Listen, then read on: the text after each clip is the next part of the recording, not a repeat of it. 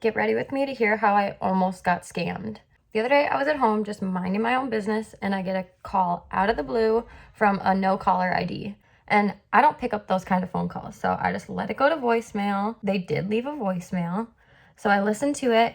He said that he was a deputy trying to reach me. He said my name, but he did say my maiden name. But I've only had my name changed for like a year and a half, so some places still have my maiden name and some have my current name. And so I just was like, I didn't think too much into it, but I did like think it was a little odd. So immediately I didn't call him back. I called my husband and I told him, I was like, this is super weird. I got this call. And he's like, just call him back and then like let me know what's going on. So I called the sheriff back and right away he told me to go somewhere confidential, away from people, get a pad of paper and a pen, and just to let me know when I was somewhere safe by myself. I was just like, okay, this is like, what is going on?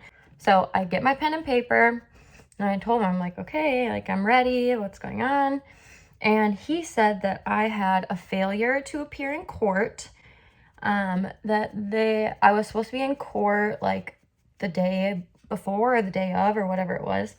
So basically he was trying to figure out what was going on and why I didn't show up for court. And I was like, I have no idea what you're talking about. And he told me that I had been summoned like weeks earlier and cops had come to my house and like served me with the paperwork essentially. And he had this paperwork, he said, with my signature on it. And I'm like, I never signed anything.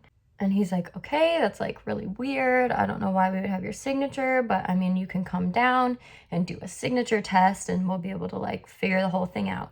And so I like, immediately I'm just like, this is so weird. What is going on? But he gave me his name, his badge number. And so I'm like, as he's talking on the phone, I'm like looking him up just to see like, who is this guy? Is this even a real guy? Is this real? Whatever. And I did find him. He's a real sheriff in my area. And I'm like, oh my gosh, this is just like insane. I didn't know what was going on. So I asked him, I'm like, what is this case? Like, what can you tell me about it? I have no idea what you're even talking about. And he said that it had to do with a minor making sex allegations against an adult. And I was called in to be a witness in the case. But he couldn't tell me like names or anything like that because it's having to do with a minor. And so I'm like trying to think in my head, like, who could this be? Like, what? I had no idea what was going on. And I was like the same way with him. Like, just, I was so taken off guard, like just not knowing what is going on or what he's talking about. He said that they had this paperwork with my signature on it. And so basically I was like liable for not showing up in court. And the whole court case was being held up because I didn't show up. And so the judge was like really pissed off at me. And so she was just wanting to know why I wasn't in court. So I told him, I'm like, obviously, like, I didn't know. So he's like, okay, it's obviously like there's a misunderstanding or someone like forged your signature. And he told me, he's like, and this is your address. You live at this address, right? And I was like, yeah, that's my address. But like no one came here. Like, so I would know for sure that like these people came here. It was like not just random people. And I accidentally like signed thinking it was a package or whatever. And he's like, no, it would have been police officers that showed up at your house and there would be body cam footage and everything. And I'm like, okay, this obviously like did not happen. I know that cops didn't come to my house. He was just like very understanding about it. And like, he sounded like a police officer would, like not like sketchy or like he wasn't asking for like any sensitive information or anything. He just like was really scaring me and like was basically saying that like I was gonna be detained, that it was basically a really serious thing because this was a federal crime. Like, I'm sorry, I like really didn't know like I can come in and do the signature test. He gave me the address of where I could go and take the signature test, and I looked it up on Google and it's the sheriff's department. And so I'm like, okay, this is just like, this is crazy. This is really happening. And so I was starting to get scared at this point. And so I was like tearing up on the phone with him, just like, I'm really overwhelmed. stay-at-home mom with my 3 kids right now. Like, you're telling me I'm going to be detained when I come in, and like, if the signature you say that it matches whatever this forged signature is, then I'm going to be detained. And like, it was just I was just scared. He said that I have 2 charges. The first one was the failure to appear in court. And then the second one was, I wrote everything down because, I mean, he told me to. So the first one was failure to appear in court, and he gave me a little code with it, like what police officers would say it was.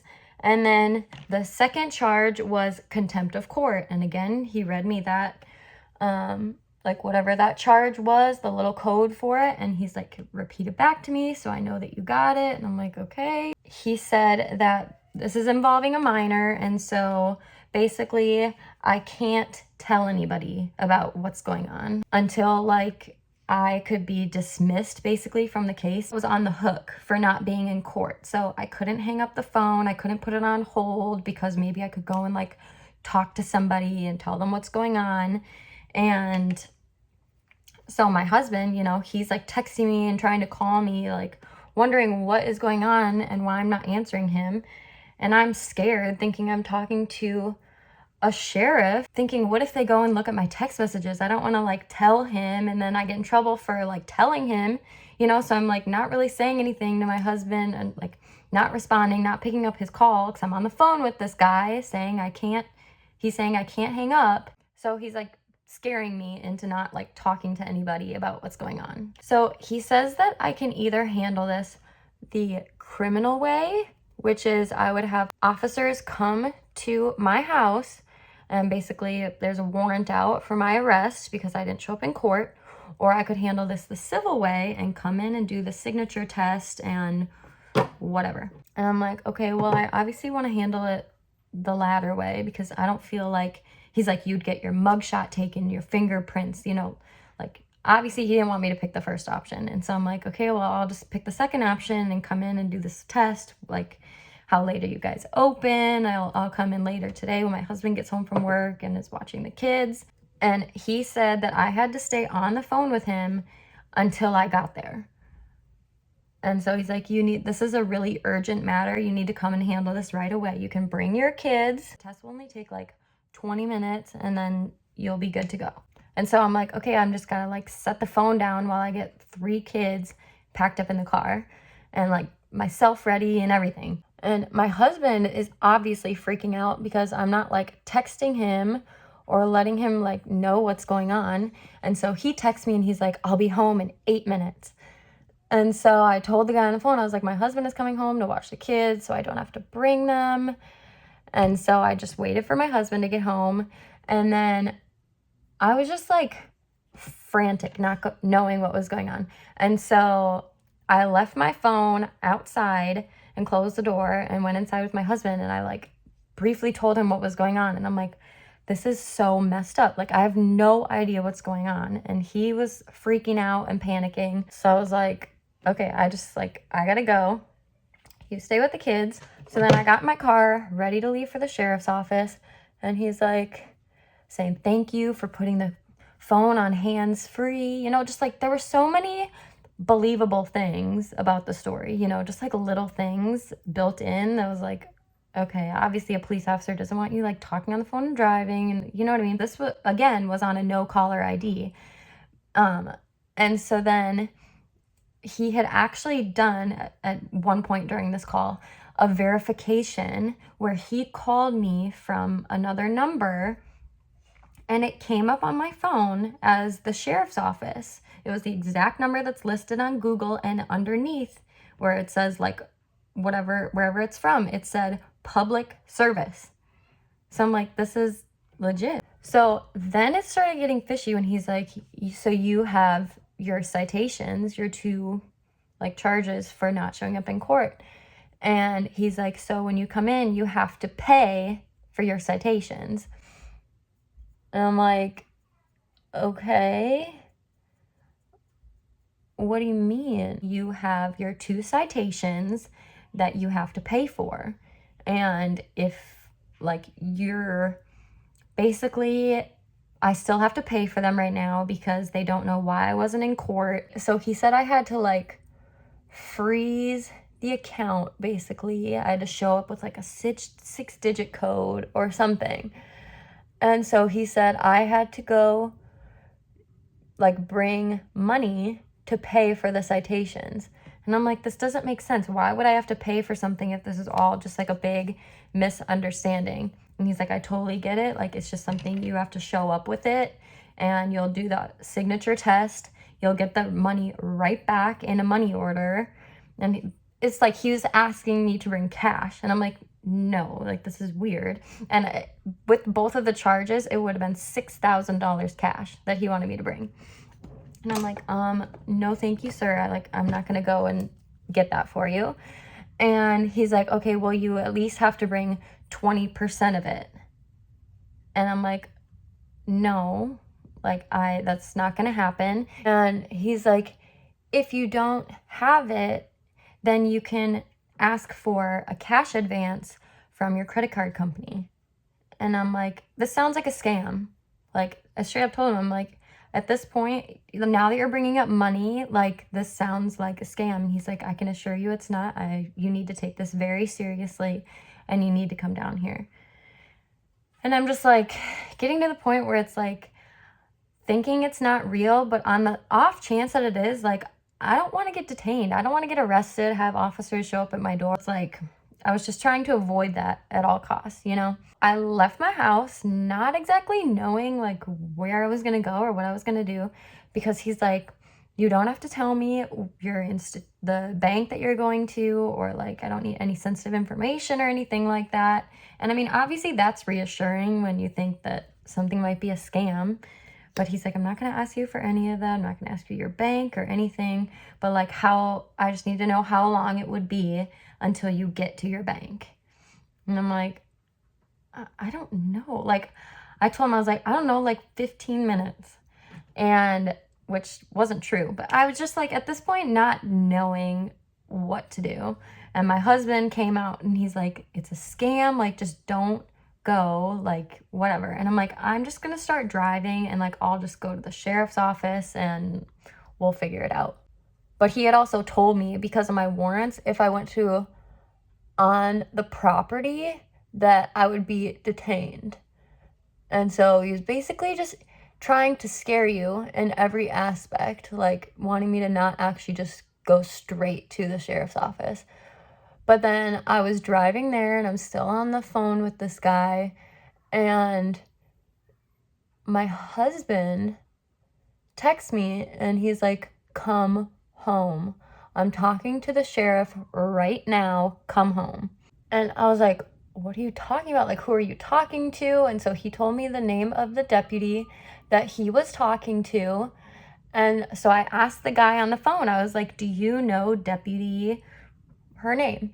And he's like, well, what department is she in? And da da da. And I'm like, I don't know. I was like, she told me that it's a scam. And he's like, well, yeah, there is a scam like this, but I can assure you that's not what this is. And my husband was texting me like, hang up and come home. Like, just trust me, come home. And so finally, I've just been so scared up to this point, you know? And I was even like, before I had left my house, I was crying on the phone to this guy. Like, I don't know what's going on. Talk to me like I'm your daughter. Like, what would you tell her to do? And da da da. And like, just being overwhelmed from the situation, you know? I literally thought I was going to jail that day. But my husband was like, just trust me and hang up the phone. And so finally, I just got the courage to do it. And I whipped a U-turn at the light and drove home. And the deputy started calling me a couple times. After he called me 3 times, then he didn't try again. So I get home and my husband calls the deputy again that he had called so I could talk with her. And I just explained a little bit of what was going on. And she's like, yep, that's a scam. She's like, I can look up if you actually have any warrants. And I told her the deputy's name and the badge number that he gave me. And she was like, yep, we do have a sheriff by that name, but that is not his badge number. And she said that is just something that is going around in our area, a scam. They're aware of it, and there's a whole investigation into this scam. But she said that's like what they're trying to do is basically just scare you essentially from the start and make you think it's real. They give you all this information that sounds real and factual. And he had said, usually if you don't show up to court, there's warrants out for your arrest right away. But because I was a law-abiding citizen, that the judge was being lenient and letting him reach out to me first so I could handle this without the cops coming to my house. So like all of it was just a scare tactic built into it, with like the not being able to talk to anybody about it because they would make you like question yourself. And like I think I have a pretty good head on my shoulders, and like I never think that I would fall for a scam like that. But it's like I've never heard of something like that. I've never heard of people saying like just using these kinds of tactics to get your money from you. But the more I've thought about it, it actually scares me more, because usually I've heard of people just calling you and trying to get like your credit card information or your bank information or whatever, and it's all like electronically. But this was like the only way I can see that these people were trying to get the money from me is have me go to the bank to get cash, take out the cash, and then they would have like intercepted it somewhere from the bank and in between the sheriff's office.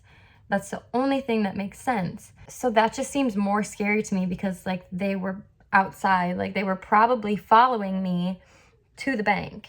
And like, so that's just a really scary thought. They were like camped outside my house. And so it just makes me feel unsafe. And like I have young kids. He's like, yeah, just bring your kids with. It'll only take like 20 minutes for the signature test. And it's like, the thought of that is so scary. I would have had my 3 young kids in the car with me being robbed by these people. There was just so much that happened. I'm sure that there were like little bits and pieces that I forgot along the way. Just watch out and protect yourself to make sure that this never happens to you. Bye.